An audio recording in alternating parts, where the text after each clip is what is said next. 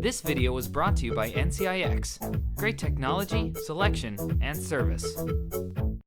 Hello everyone, this is Dimitri with Hardware Canucks, and today we're taking a look at the Sensei wireless from SteelSeries. They've gone ahead with a wireless revision of the very popular Sensei gaming mouse, and I think that's fitting as the original Sensei was simple and functional gaming mouse that many gamers have gravitated towards. The Sensei wireless adds a hefty premium to the price, going around $160, making this quite expensive considering competing mice like the G700S from Logitech and even the Razer Mamba are significantly cheaper. However, there are a few appealing aspects of the Sensei wireless, one of them revolving around the aluminum base that looks and feels exceptional. It acts both as the receiver once plugged in via a micro USB cable that is removable if you want to use the mouse in wired mode.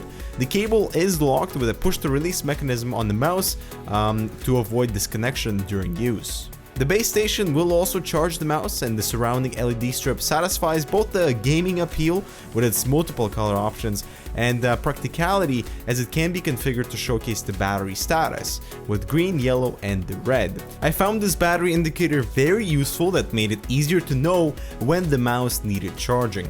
Now, the platform itself isn't what you'd call compact.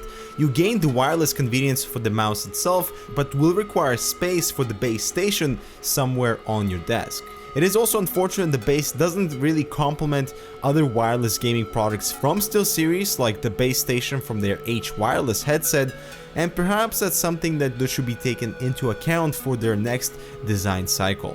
The mouse is 128 grams, a bit on the heavy side. There is no weight customization, however, and actually none of SteelSeries mice have that feature, again something perhaps they should consider. The body is symmetrical, so good news for both right and left-handed users. I am accustomed to more ergonomic mice with slanted body and thumb support to accommodate for palm-type grip. So the Sensei wireless favors claw grip users a little bit more. The rubberized top and sides prevent from slippage, and from a few weeks of constant use, the coating didn't show any signs of wear. That is a good thing. The two browser buttons on each side continue to travel even after they're registered with a smooth roll-off, so they don't disturb navigation or your grip. The scroll wheel is also rubberized and illuminated, but the tactile feedback when scrolling feels kind of muddy and not as defined as I'd like. Also, the scroll wheel click is very heavy, something I would never use during gameplay as I just couldn't press it fast enough. The left and right clicks are also a bit on the heavy side, requiring more force than I'm used to in order for the switches to register, but it does get rid of the possibility of accidental clicking if the switches are too light. The CPI change button behind is pretty low profile with two settings, and the illuminated SteelSeries logo at the back can be color adjusted, and SteelSeries includes a power save mode that will turn off the LED when using the mouse, that I think is pretty innovative and will prolong the battery life. At the bottom there are a few contacts corresponding with the charging station. We have an on and off switch, and a connect button when pressed communicates with the receiver to wake the mouse up from the standby mode. The laser used here is at the ADNS 9800 from PixArt with the maximum 8200 CPI or counts per inch, and through software it can be bumped to over 16,000 DCPI sensitivity, although I'm not sure if anyone will ever need this type of sensitivity. Previous known acceleration issues with this particular sensor have been addressed by a firmware update, and while we don't have any specific equipment to test for acceleration, in my non-scientific glide tests I couldn't really feel any acceleration, or at least for my usual CPI levels of 800 and 1600. Now that leads me to my gaming experience that overall was pretty satisfactory. I think we're at a point where wireless can coexist within the gaming realm, and my aiming and targeting ability was just as good as in the wired mode. I also got a few days of serious use on battery, after which the lights went yellow, reminding me to place it onto the charging dock, and in reality I don't think battery life will ever be an issue, as you can easily get into habit with overnight charging. I think the SteelSeries Engine 3 software is definitely one of the best on the market, as it acts as a hub for all of their gaming peripherals with the usual button mapping and macros. There's the color adjustments for all the three zones, the two sensitivity modes, battery saving features with sleep timer, sensor sleep mode, and that auto illumination that turns off the LED when the mouse is in use.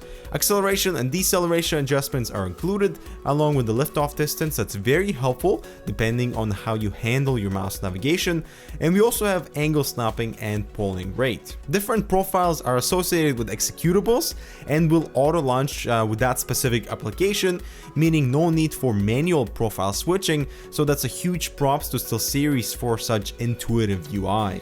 And I'm going to conclude by stating that the Sensei Wireless hits the market with a large list of positives, such as a functional aluminum base station, excellent sensor tracking with great build quality, we have the 3 customizable color zones, integrated battery saving features, and unnoticeable performance difference in wireless mode that is good news, and of course the Sensei can be used in wired mode as well. And SteelSeries Engine 3 driver software is definitely one of the best on the market. I do, however, have a few gripes with the mouse, such as the lack of a small receiver like the ones from Logitech for perhaps mobile use. And while I really enjoy the wireless freedom, ergonomically it's not the most comfortable mouse for palm type grip. Also priced at $160, it is expensive. This is a $100 premium over their Sensei Raw. And I think that SteelSeries was definitely right on point with the Sensei as the candidate for a wireless revision. It performs very well, ergonomically favorable within the gaming community, although I personally need something with more support. But at such a high price, the Sensei Wireless is definitely a luxurious buy that many gamers will gravitate against, unless you are in serious need of a semi-cordless solution. And I say semi-cordless since you still have to connect the base to something that will occupy real estate on your desk. Now let us know if you'd spend the amount for a wireless option like the Sensei Wireless. Make sure to subscribe for more similar content. As always, thanks for watching, and we'll see you in the next one.